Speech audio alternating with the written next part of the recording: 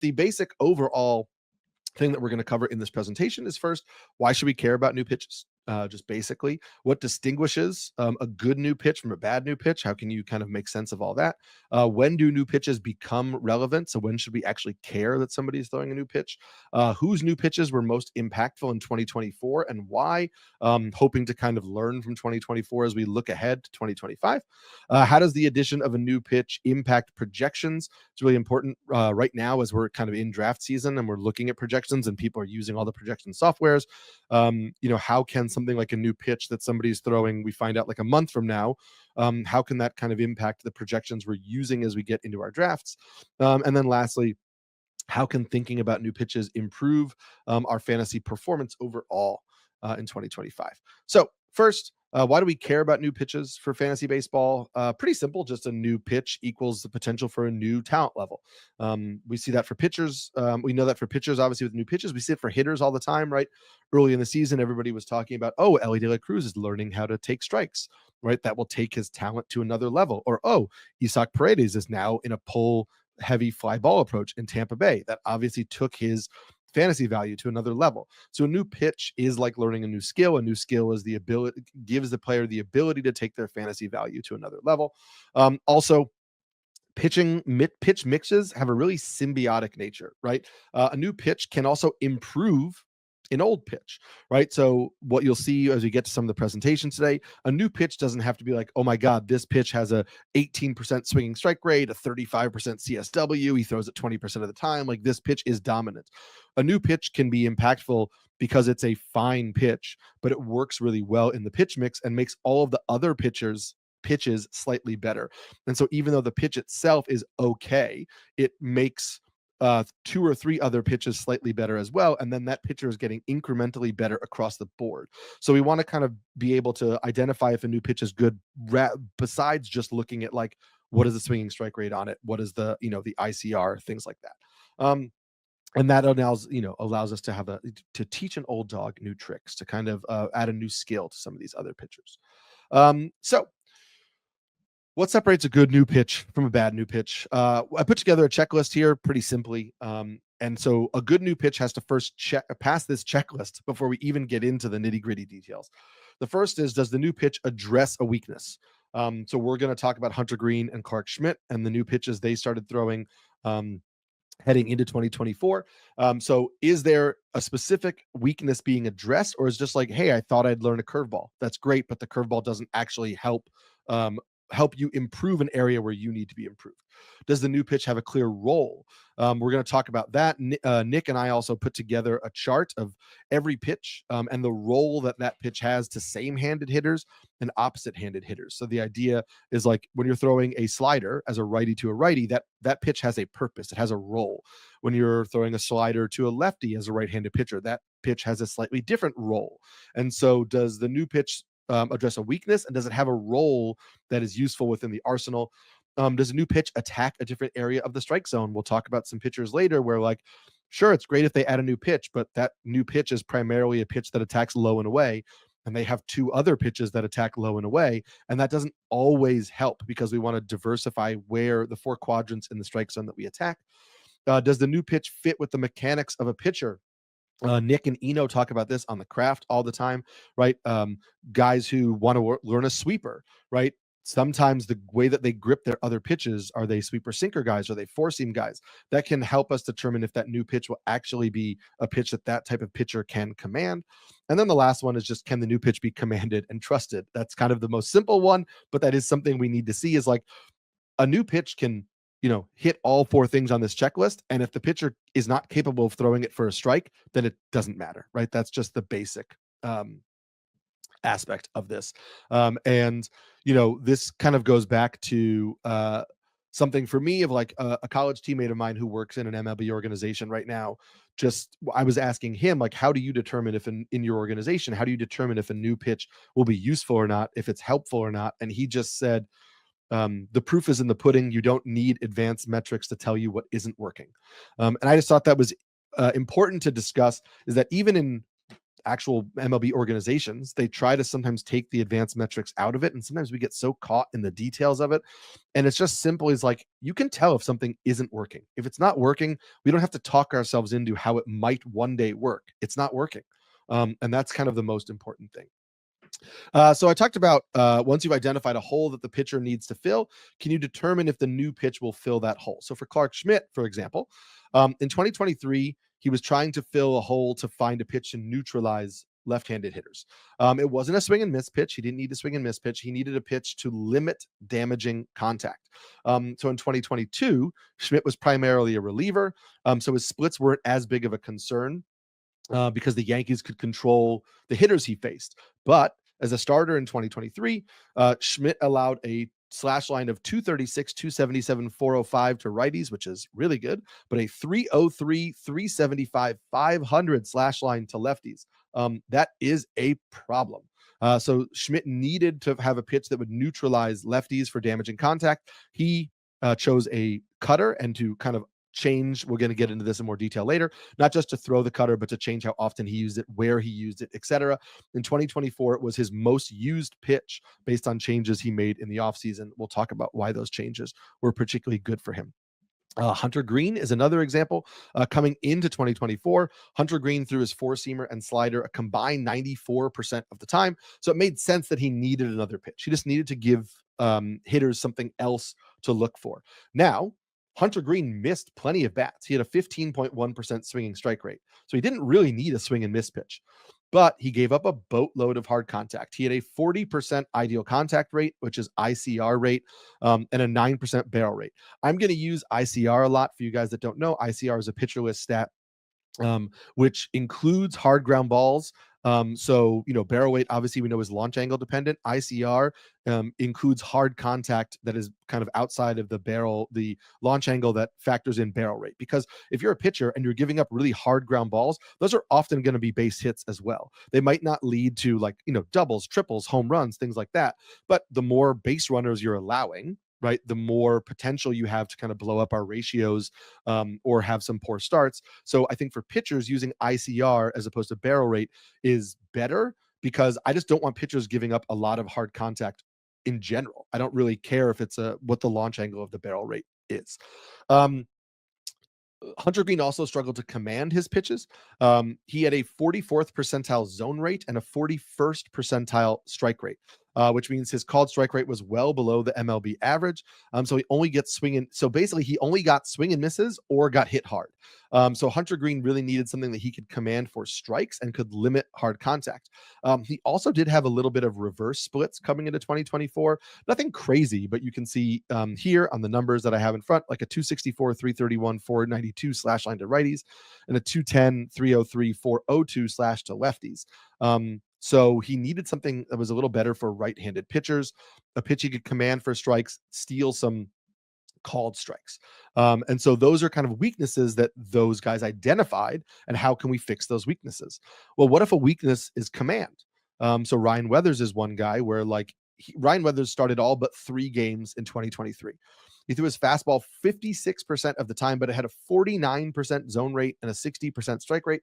Those are both below average for starters. His first pitch strike rate was just 39th percentile. You've heard a lot of pitchers this offseason, Paul Skeens, Cole Reagans, they've talked about some of the best pitchers in baseball just get ahead. You need to get ahead. So command in general can be a weakness, but for Weathers too, he fell behind in the strikes in the count all the time. You really don't want pitchers who continuously do that. So in 2024, he cut his four-seam usage by 16%. He added a sinker. He threw that 12% of the time. The sinker had an almost 73% strike rate. And Weathers threw that early in the count 66% of the time. And it had a 77th percentile first pitch strike rate. So he basically was like, I can't command my fastball really well for strikes. I get behind in the count. I'm going to add a sinker, and then I'm going to throw the sinker early in the count. I'm going to use it to get ahead. I'm going to use it to throw strikes. And then We talked earlier about the symbiotic nature of pitch mixes that also allowed Weathers to change how he threw the four seam fastball. Hey, I don't command the four seam fastball really well, but I don't need to be perfect with it now because I have the sinker. So he started attacking the zone. He wasn't nibbling, he was attacking the zone more with the four seamer. In his starts in 2024, he had a higher strike rate on it. He also, because he had the sinker breaking away from righties, started throwing the four seamer inside to righties a lot more. That led to less hard contact. That just led in the higher strike rate overall. It made Weathers a better pitcher. So again, we can use new pitches to fix command to a certain extent. You're not going to take somebody who's a terrible command pitcher and make him a good command pitcher, but you could take a pitch that he doesn't command well and make it less important by adding another pitch to kind of do the thing that the poorly commanded pitch was trying to do, like Weathers adding the sinker for strikes. When we're looking at a pitch mix, there are musts in every arsenal. For me, if a pitcher cannot do these things, I can't trust that pitcher.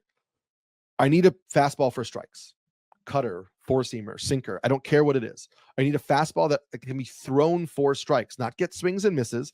I need something in the zone for strikes. I need a secondary pitch for strikes. It's great to have a secondary pitch that gets chases, but it's going to be hard to rely on a pitcher if they can't throw any sort of secondary pitch over the plate for called strikes. We need a fastball for called strikes. We need a secondary for called strikes. We then need a secondary for outs. Normally want secondary for whiffs is ideal, right? Secondary for called strikes, secondary for whiffs. But I started referring to this as the Tobias Myers, which is a secondary for outs, can include weak contact. Tobias Myers was really successful last year because a lot of his secondaries induced a lot of weak contact. He didn't get whiffs, but the secondaries consistently got outs, and that made him successful. So again, we want whiffs, but weak contact also works. Now, a secondary can do both. So that doesn't have to be two separate secondaries. For example, Spencer Strider and Max Fried, former teammates, both had secondaries that they threw for strikes, but also got whiffs. Spencer Strider had a 66% strike rate on his slider in 2023, but it also had a 29% swinging strike rate. Max Fried's curveball in 2024 had a 15% swinging strike rate, but it also had a 74th percentile strike rate. So he was pretty good at throwing it in the strike zone, but it also got whiffs. So it's important to note that secondaries can do both of those things. I talked before about each pitch having a role. And so again, Nick and I put this together. We'll find a way to maybe get this up on Pitcher List or give this out to people so that you can kind of look at like, hey, what does this pitcher need to do and which pitch would do that? So for example, this is righties to righties, lefties to lefties. So pitchers to same-sided hitters, right? A cutter is a strike pitch, usually glove side, right? Inside from a right-handed pitcher to a right-handed hitter, inside from a left-handed pitcher to a left-handed hitter. It can be used for whiffs as well. It can be used for called strikes. It can create better tunneling with a slider. So if a pitcher already has a slower slider and they throw a harder cutter, that can improve the performance of that slider. We saw that with Bailey Ober in 2024. It could also increase four-seam fastball success as a whiff pitch, because now if I'm coming in on your hands with a cutter that's a little slower, and then I throw my four-seam fastball up in the zone, that four-seam fastball maybe gets by you when it didn't before. So the cutter can have multiple roles.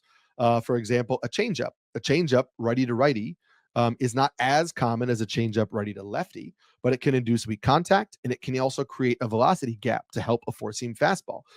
So if your four-seam fastball doesn't get a lot of whiffs, but you start adding in a changeup as well, you're creating a velocity gap where now the hitters have to look for the changeup, so the velocity on your four-seam fastball plays up.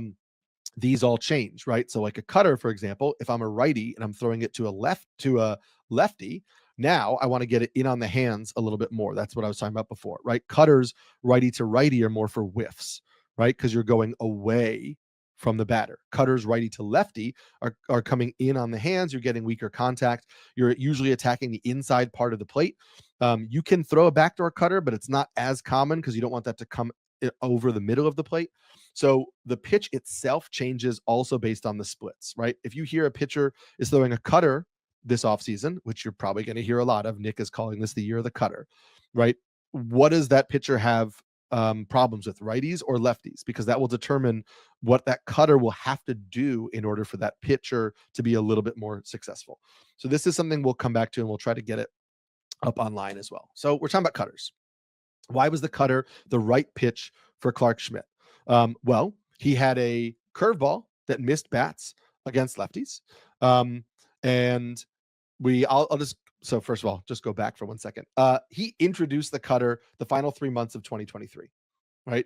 In 2024, it was his most used pitch. So obviously in the offseason between 2023 and 2024, Clark Schmidt really kind of dialed in on the cutter. It made sense because, again, I talked about he had a swing and miss pitch against lefties, but he was allowing a lot of hard contact. So he needed to kind of induce a little bit more weaker contact. His sweeper landed in the zone against lefties for strikes, but he wanted something that kind of fill that need of limiting hard contact. He had only had a sinker prior to that to limit hard contact. This is Paul Sporer gave me problems for this in Arizona, and I forgot to correct it. But the four-seamer, which is misspelled here, but yeah, you could say that in your head. The four-seamer got hit hard, and it was scrapped in 2022, so he needed another version of the fastball. That's where the cutter came in. So he had an arsenal that was sinker, curve, and sweeper, and nothing Schmidt threw to lefties attacked up and in. So this is where we talk about attacking different parts of the quadrant: sinker, curve, sweeper. The curve and the sweeper are down and in. The sinker was up and away, or really mainly it was low and away. So he wasn't attacking up or attacking in. Over his first 14 starts, the cutter had a 14.7% ICR, and it had a 23.6% CSW, a 13.8% swing and strike rate. So it wasn't really good. But what was happening was Clark Schmidt was throwing it 89 miles per hour. He was throwing it inside only 48% of the time, throwing it low in the count 31% of the time. Over the final 19 starts that Clark Schmidt made, obviously not last year because this is in 2023. Over the final 19 starts, the cutter had a 34.7% ICR, 23% CSW. It just was like it had more swinging strikes, or sorry, less swinging strikes, but it induced less hard contact. He was throwing it 2 miles an hour harder. It was 91 miles an hour at that point in time. And he was throwing it up in the zone 58% of the time. So he got it up in the zone more and he threw it harder. Well, what did he do in the offseason coming into 2024? He added more velocity. It was now 92.4 miles an hour. So when he started throwing the cutter, it was 89. Then he bumped it up to 91. Then he had a whole offseason and bumped it up to basically 92 and a half.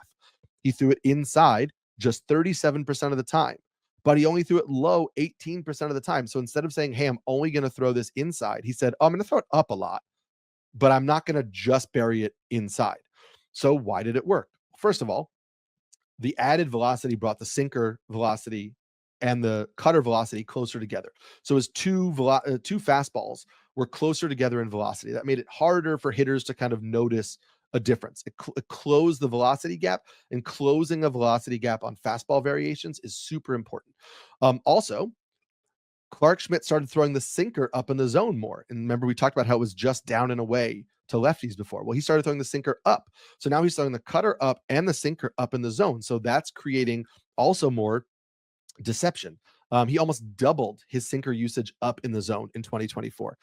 He kept the sinker arm side, right? So away from lefties, but he also started, as we talked about, throwing the cutter arm side a little bit more too. So that allowed for more overlap and some more weak contact. So the cutter itself improved in the offseason coming into 2024, but also the location of the arsenal overall improved, because as he started throwing the cutter, he said, okay, what can I do with this cutter to make all my other pitches better? So the sinker got better. So everything got better for Clark Schmidt. I will tell you, I'm huge into Clark Schmidt in 2025.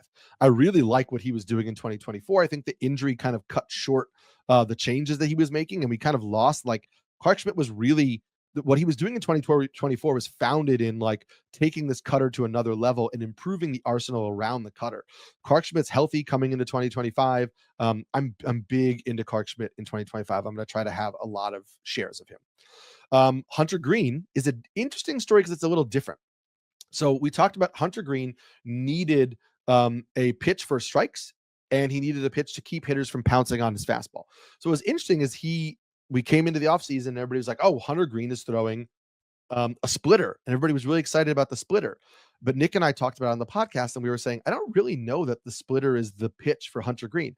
A splitter is a swinging strike pitch. It's not a command pitch. Hunter Green didn't need swinging strikes. So it didn't seem to kind of check off that list. He needed a pitch he could throw in the strike zone for strikes. If you know anything about like why did Kevin Gossman struggle a little bit, and Kevin Gossman's struggles over the years too, it's like when that splitter is hard to command for strikes. And when it's not in the strike zone, it can really hurt splitter pitchers. So it didn't seem to really work for Hunter Green. Also, Hunter Green wanted to attack. He was a reverse splits pitcher, so he wanted to attack righties. So a splitter would be better for Hunter Green as a righty to attack lefties. So all of that made it seem weird that he was using the splitter. But he started using the splitter this year, and he had a good year. And so everybody is equating the two things. And I don't really think that that's why Hunter Green was successful. The splitter was an average pitch. It was below average, graded by PLV.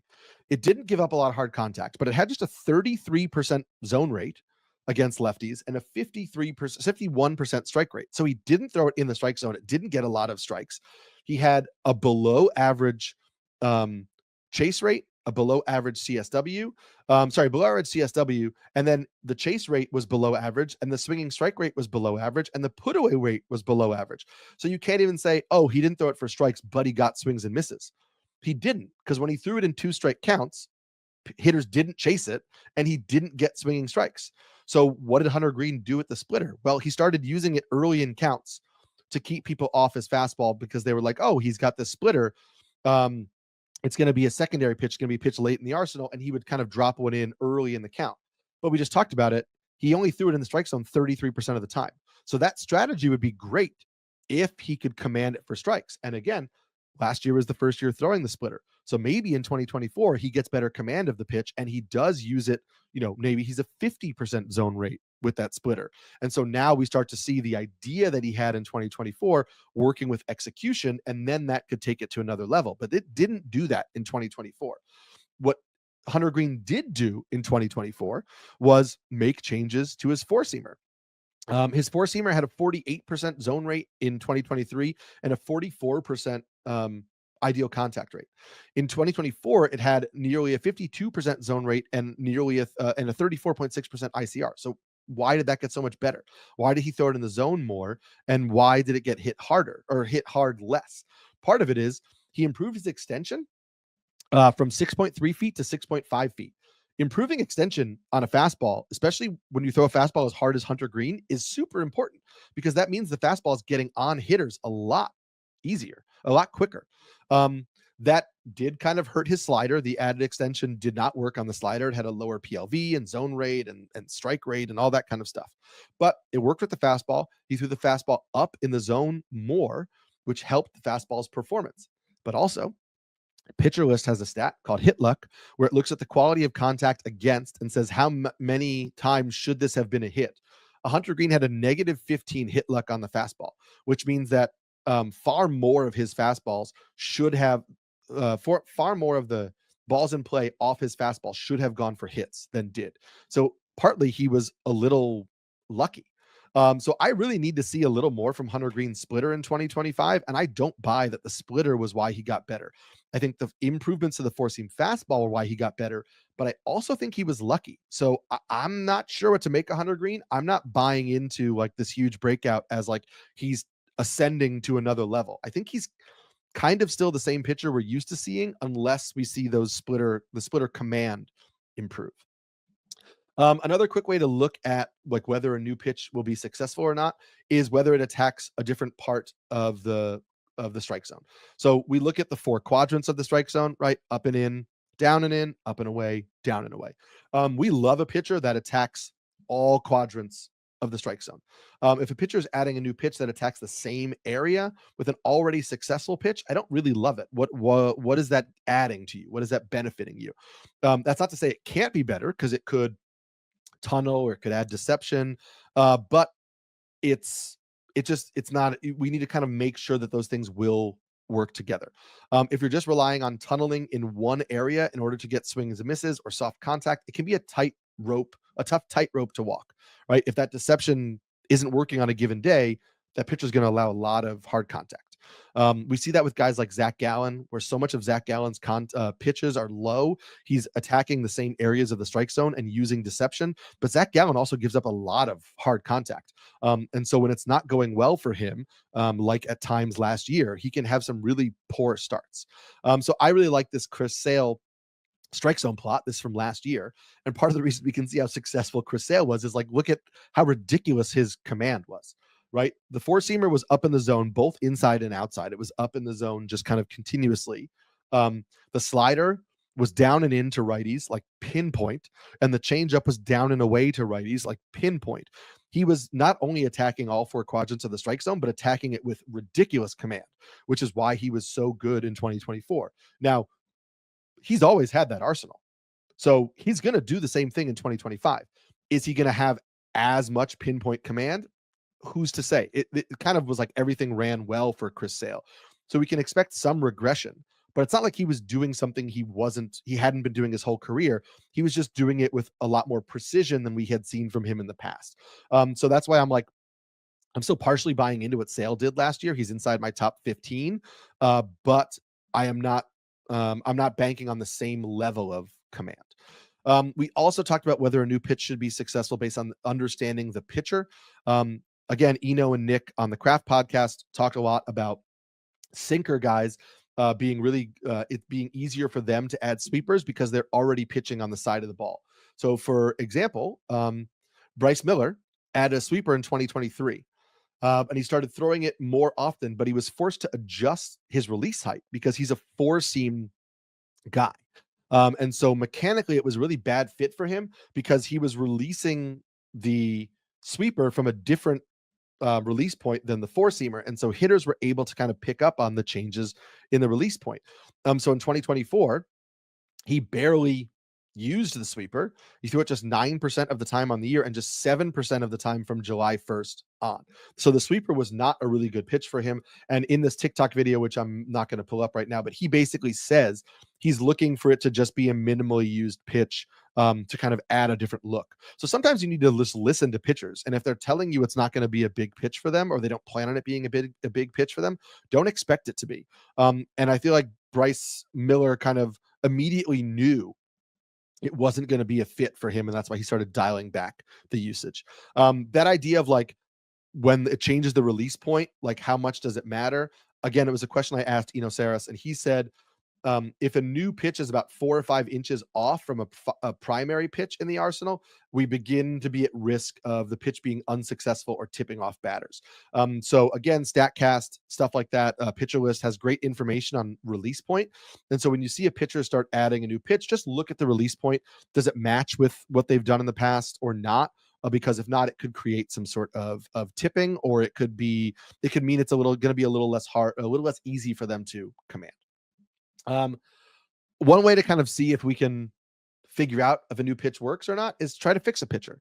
So we're going to talk about Graham Ashcraft, who I did this. I went over Graham Ashcraft in Arizona back in November. So this has nothing to do with the tweets I put out recently about whether Graham Ashcraft can be successful as a reliever or not. I do think he's better suited as a reliever. I don't know that it's going to like click for him instantaneously because of some of the things we're seeing right here.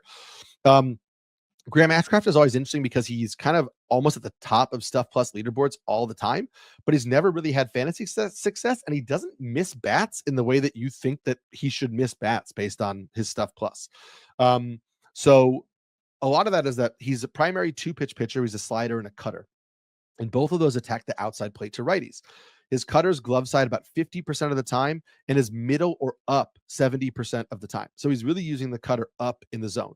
The slider is glove side 65% of the time, and it's middle or low over 80% of the time.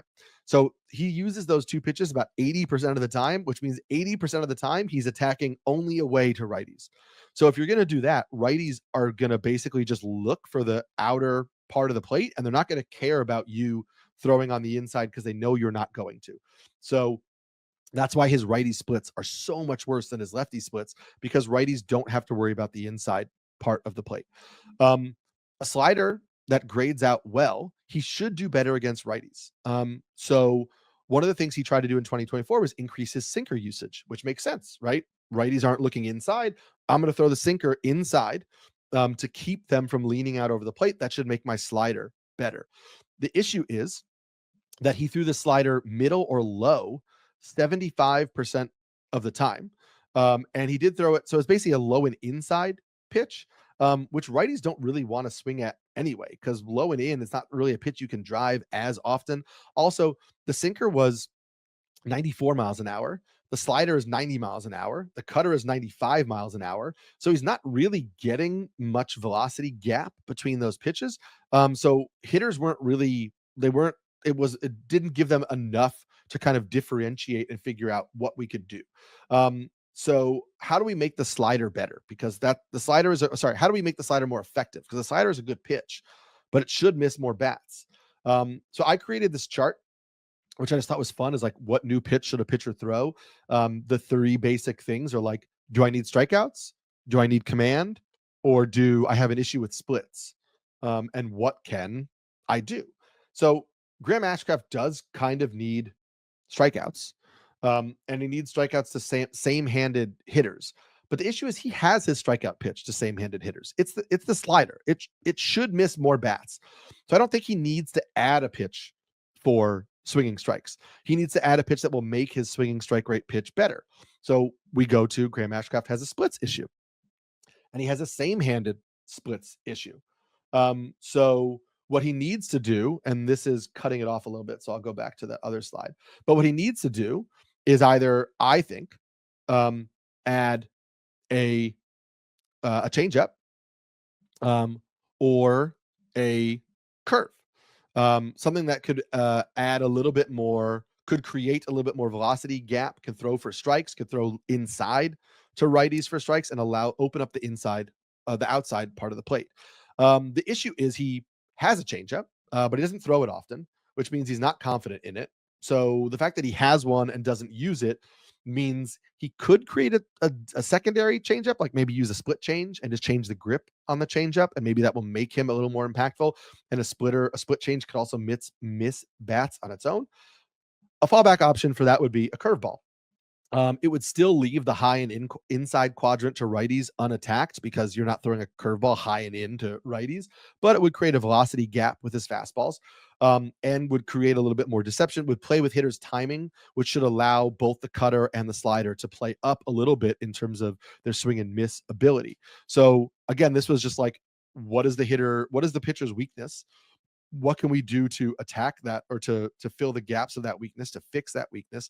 Which pitch might work with that? What is a fallback option? So for example, if you see Graham Ashcraft, obviously we know now he's moving to the bullpen, but if you had seen Graham Ashcraft and you had seen something like, oh, Graham Ashcraft is adding a four-seam fastball because he doesn't throw it that often, you're like, okay, I guess he could throw it inside to righties, but he has a hard slider and he has a hard cutter, and I don't know that a hard fastball also is what's going to benefit him.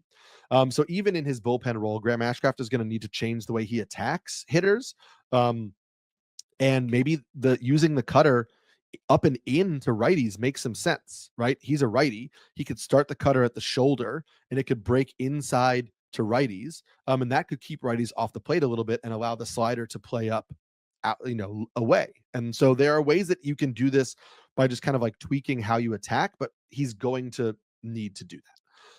So the next logical question we have behind all this is, when does a new pitch become beneficial? So the easy answer, first of all, is right away, right? A new pitch is always at least a lateral move.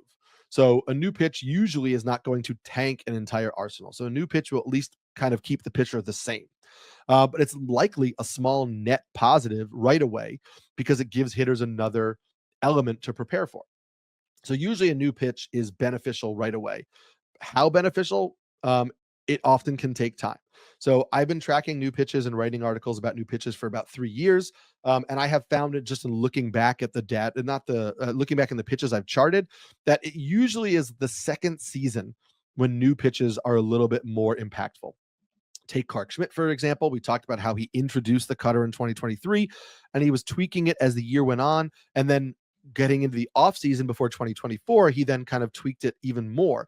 And Clark Schmidt said in 2024, this is his quote, I think there were times in the year where the cutter would be really, really good. And then over the course of 32 starts, you would kind of lose feel for that. And maybe you lose feel for your other pitches. And so this is something we've said all the time, but it's nice to hear an MLB pitcher say it, that like, yeah, he could come out throwing the cutter and throw it great the first 2 months of the year, but it's a brand new pitch. So he doesn't know how to maintain the feel for that pitch in the same way he does pitches he's thrown 5, 6, 7, 8, 9, 10 years. And pitchers are always going to have feel for their pitches go in and out. But if they've thrown the pitch long enough, they know how to correct that. They know how to find the feel of that pitch again. So for the cutter for Clark Schmidt, it took a while sometimes for him to regain that feel. Also, as he started throwing a new pitch more, it sometimes impacted the feel for old pitches, right? I'm continuously throwing this pitch that I grip in a specific way that's different than I'm gripping some of my other pitches. So now I'm so focused on that pitch. If I lose command, if I lose feel for one of my older pitches, it might take a while for me to get that back. I saw that in particular with Brian Bayo this year. Brian Bayo added a sweepier slider. And it took a little while for that sweepier slider to work. And it started working pretty well for Bayo, but then he lost the feel for his changeup. And you would say, well, Brian Bayo's changeup was his bread and butter pitch. How did he lose feel for that? Well, he was working so much on the sweeper and obviously gripping the sweeper and throwing it from a different hand placement than his changeup, that all that work on the sweeper made it harder for him to recapture feel of his changeup. So the sweeper got better as the year went on. The changeup got worse, and he was struggling to find those.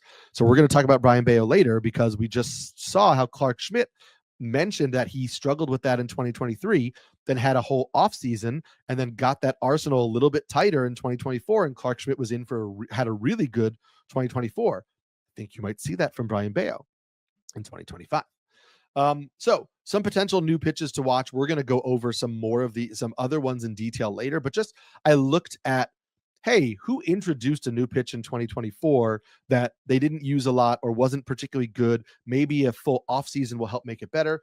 Bryce Miller introduced a cutter a little bit in 2024. We have seen videos of Bryce Miller now on the internet talking about the cutter and throwing the cutter a lot.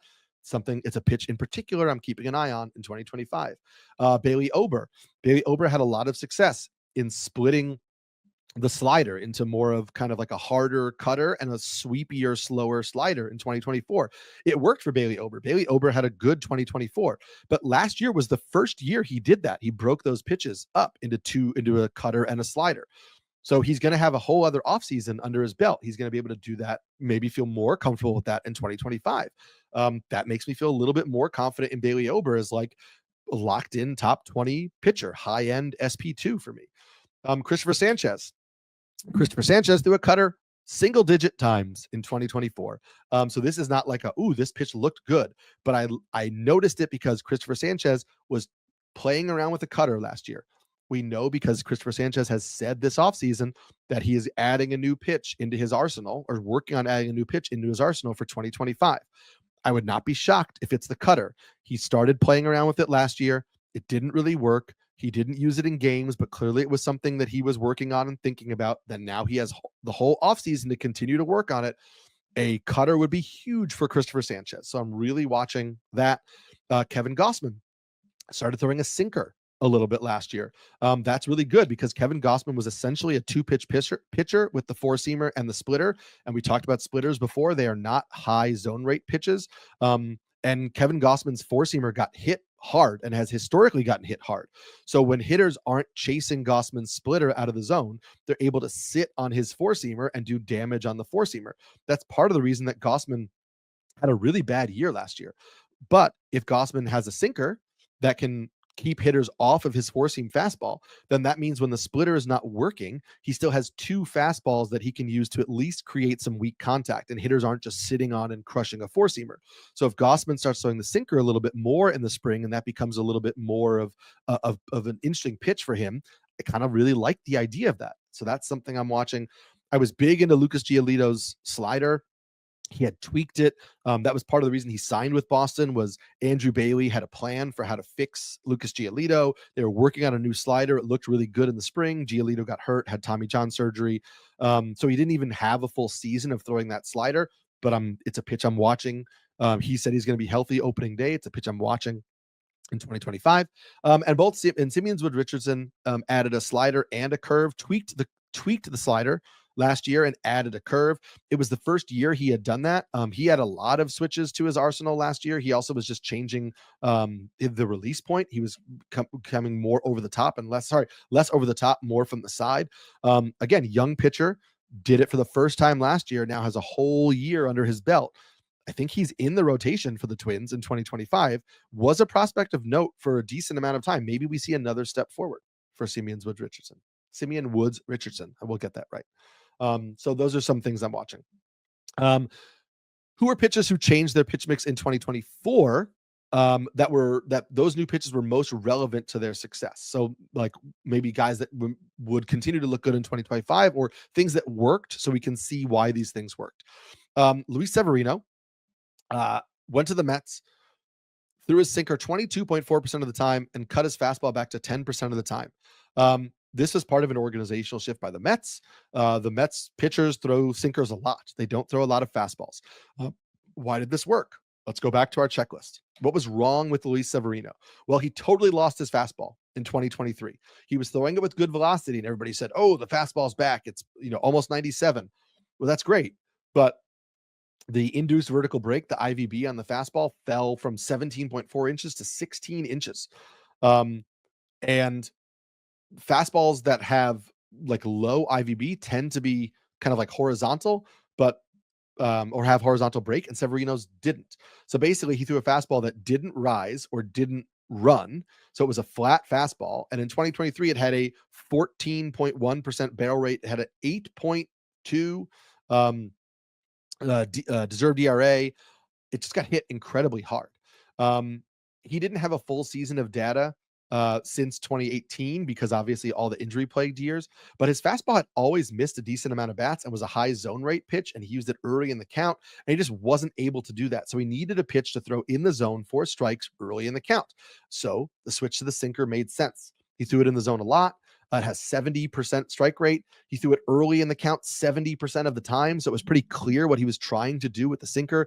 It had just a 34% ICR, so it didn't allow a lot of hard contact. So even though it didn't get a lot of whiffs, if you looked at like the swinging strike rate of the pitch or the CSW, it wouldn't be overly impressive, right? The swinging strike rate was only up marginally in 2024. The CSW is basically the same, but he cut his hard contact drastically. And so that enabled him to be better pitcher overall. People will say, like, we hear this argument all the time, pitchers don't influence weak contact. Well, yes, pitchers influence weak contact. They influence weak contact by the arsenal that they are using against a hitter.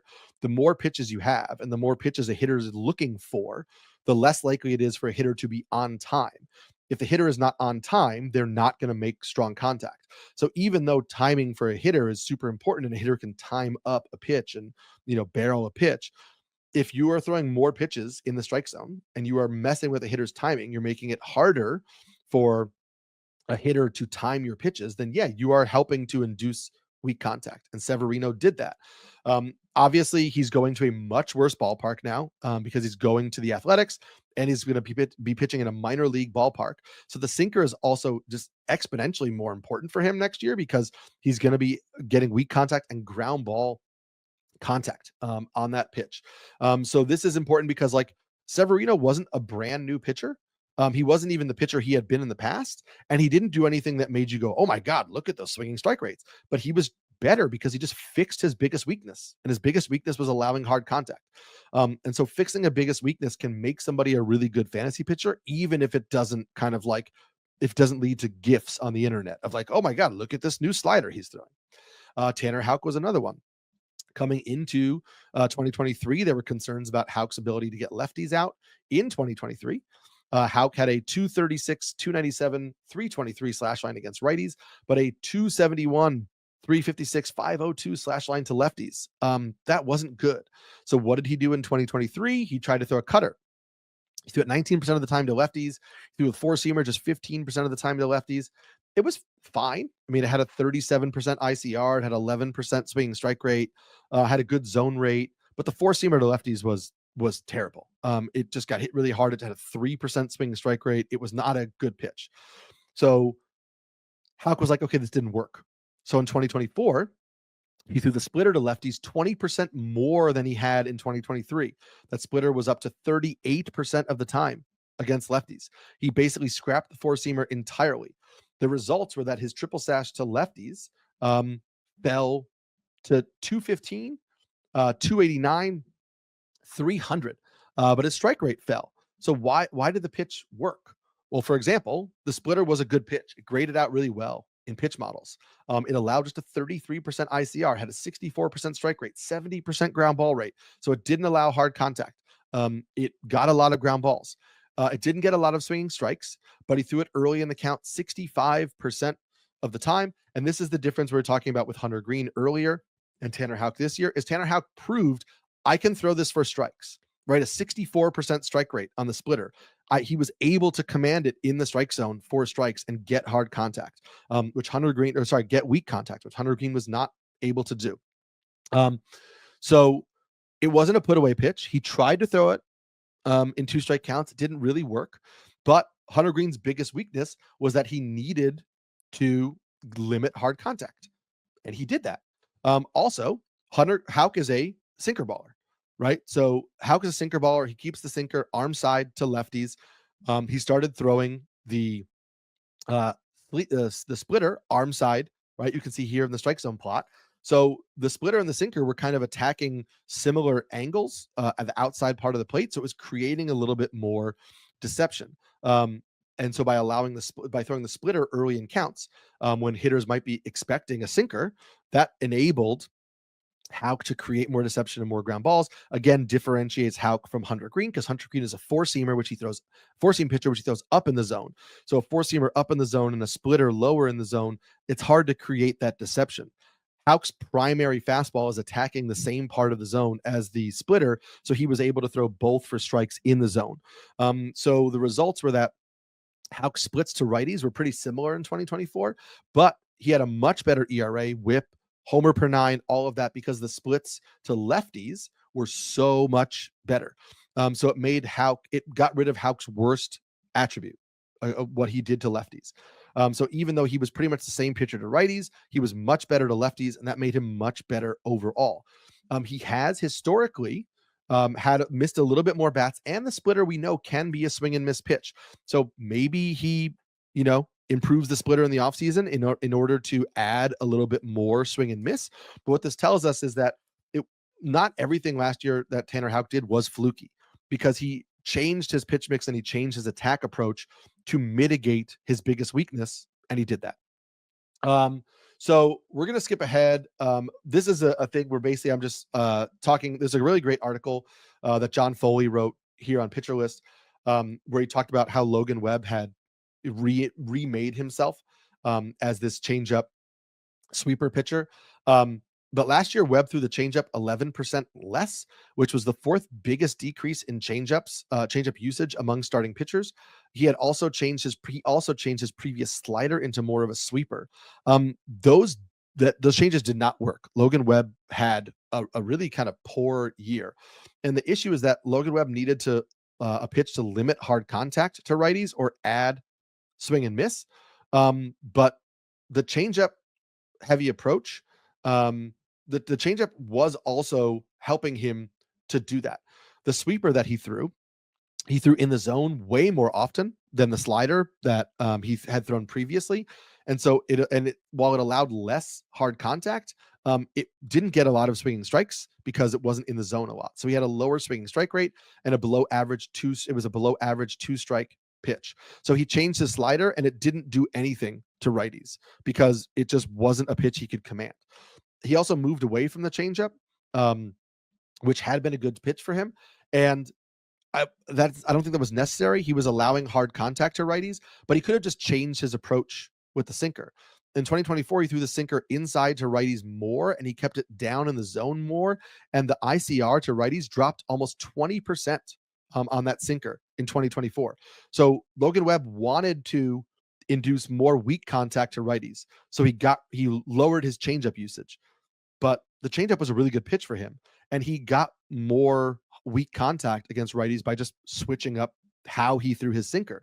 So he could have kept the changeup usage the same, changed the way he threw the sinker, and also kept his older slider, and probably been had a pretty good year. He was just tweaking things that didn't really need to be tweaked, and it didn't work for him.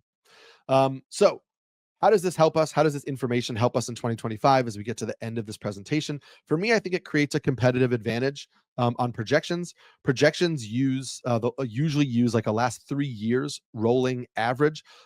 So yes, if a pitcher had a really good new pitch last year and had a really good year because of it, those results will be baked into projections. But projections are still going to use the years prior as well. If a pitcher started making tweaks and had an okay year, but not great year, the projections are going to just take the stats on the surface level. But you can say that pitch is actually what he needs to be doing. And now with a whole other offseason, that pitch could be even better. So are projections safer? Yes. But if we have a sense of a pitcher's arsenal and the team context, and we have previous pitch usage and we have all that stuff, we can say, listen, he should be better because this pitch should be better. He's already laid a foundation for a more successful year next year. And so hopefully this presentation allows you to kind of create this checklist to say, okay, projections aren't buying what this guy is doing, right? Projections really, they don't like Michael King nearly as much as I think that they should like Michael King, because they're using his previous years as well in factoring in that into what he was doing. They don't buy his strikeout rates. They don't buy anything from last year. I think that's a huge miss. And I'm drafting Michael King at value in a lot of places right now. So we establish a checklist. Is there a new pitch for this pitcher? Does the pitch fit a clear need? Does the pitch or does the release point or the spin fit the pitcher he is? Can he command that pitch? Maybe I should like this pitcher a little bit more than projections are telling me because it's hitting all of those things. Or we look at team tendencies. Is a pitcher going to an environment that should impact them? Ryan Pepio going to Tampa and throwing more high fastballs. That was really good for him. Sean Manaea going with the Mets, where they love to throw sinkers. That wound up being really good for him. So those are changes that we can use to kind of get ahead of the projections sometimes. So who are some guys? We'll end this presentation with who are some guys I think could see boosts in 2025. We're going to speed through this because we just have 4 minutes left. Gavin Williams introduced a cutter last year. From August 1st on, he threw the cutter nearly 17% of the time. It misses bats to righties and lefties. It had a 75% strike rate to lefties, so he could command it in the zone. He uses it low in the zone and the four-seamer high. He uses the cutter off the plate against righties a lot, kind of like you would a traditional slider to get swings and misses. The cutter, I think, is going to be a really, really good pitch for Gavin Williams. And he just kind of started using it at the end of an injury-plagued year. So I don't think people really are kind of like picking up on that as much. Taj Bradley started throwing a splitter last year. He brought in the splitter. He went on that tremendous run over the summer when he was throwing four-seamers up in the zone, splitters low in the zone. His problem is command, right? He stopped locating his fastball precisely. He couldn't really get it up in the zone as much as he wanted, so the fastball got hit hard. He needs another pitch he can throw for strikes. If it's not the cutter that he has, which he can't command, but I like the pitch mix change that Taj Bradley made to get the splitter in there. And so I want to see what he's doing in terms of mitigating hard contact because I'm interested. We already talked about Brian Bayo. The slider gave up a higher ICR than we wanted, but from July 1st on, so that's a huge portion of the season, he had a 66% strike rate on the pitch and a 24% strikeout minus walk rate. It had 24% put away rate. The slider was missing a lot of bats. It just had a really big like homer per fly ball ratio. And I think a lot of that was like he wasn't throwing the changeup for strikes. But the pitch checks all the boxes now because Bayo has a pitch for strikes.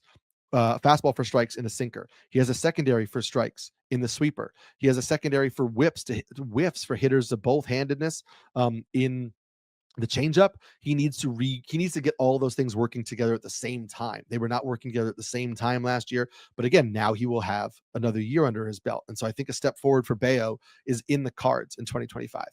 Brian Wu had huge splits issues. He changed his slider into more of a sweeper. And then he added this kind of gyro slider or cutter. The strike rate on the newer, harder slider was an elite 71% strike rate, did not give up hard contact.